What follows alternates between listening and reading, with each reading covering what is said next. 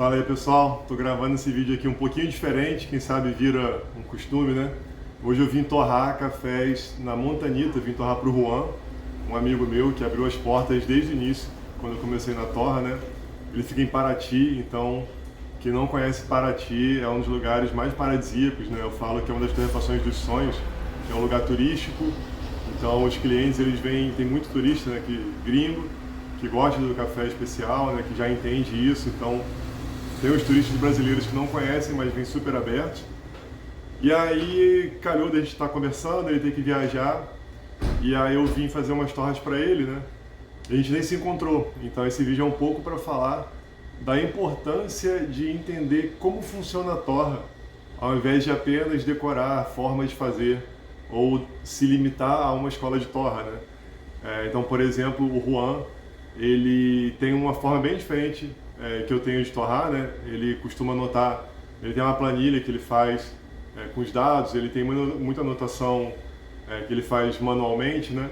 E ele é muito também do sensorial, que eu falo sempre é importante, você não pode abandonar os dados para usar só sensorial, você não pode abandonar o sensorial para usar só os dados, para quem usa software, né?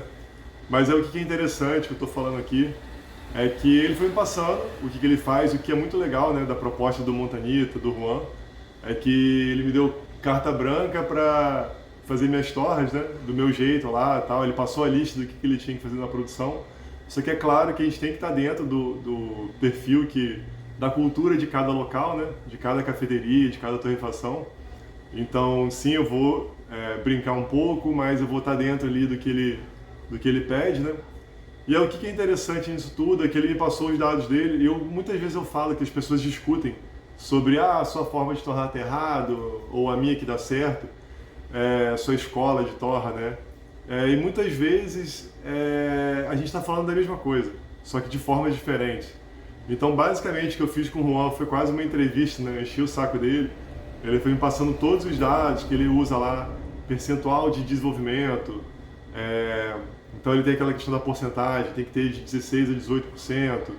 E aí uma coisa que é muito legal do Juan, que como ele trabalha com essa parte sensorial, o final de torra dele é muito aberto, e é isso que tem que ser. Por isso que eu falo aquele vídeo, né? As mentiras que o Thermopat conta, instintivamente ele faz isso. Então ele sabe que tem uma diferença de temperatura final, ele vai muito no instinto, só que é óbvio, ele adotou uma média ali das temperaturas que ele vai tirando as torras e me passou também.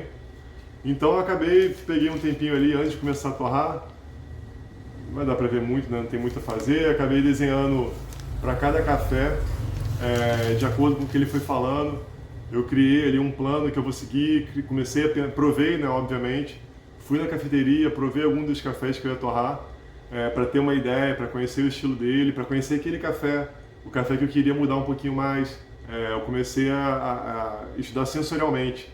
Não adianta você olhar uma curva e achar que o café vai ter um resultado ou outro.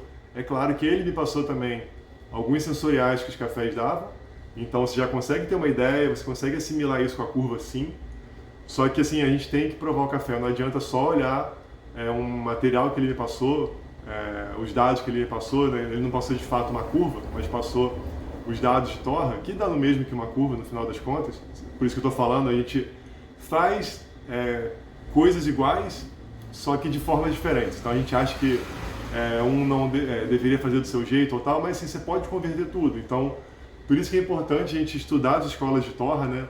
O que o Juan faz, ele é muito baseado naquelas teorias do Scott Hall, que é o que é mais usado nessa questão do percentual. Então, até a forma dele fazer, dele lidar com o tempo da torra, como é que ele faz o crack, geralmente decrescente. E por aí vai, né? Esse é um assunto grande, mas o que eu falo, é importante a gente entender cada fase da torra, entender por que elas existem, porque você consegue interpretar o que cada escola, independente do que eles façam, você consegue interpretar isso para a sua, você consegue traduzir para o seu formato de torra, né? Então foi bem legal, está sendo bem legal essa experiência, né? Eu vou torrar agora, vamos ver como é que vai ser a torra em si, né? Um torrador bem diferente. Sempre um torrador diferente, a gente está, que eu já falei, em Paraty, hoje está bem quente. Vai ser um desafio bem interessante. Vou só mostrar rapidinho para vocês a torrefação dele, que é um lugar bem legal, né? Tem a bicicleta, que é o meio de transporte mais usado em Paraty. Cara, Paraty é uma cidade que quem não conhece está perdendo.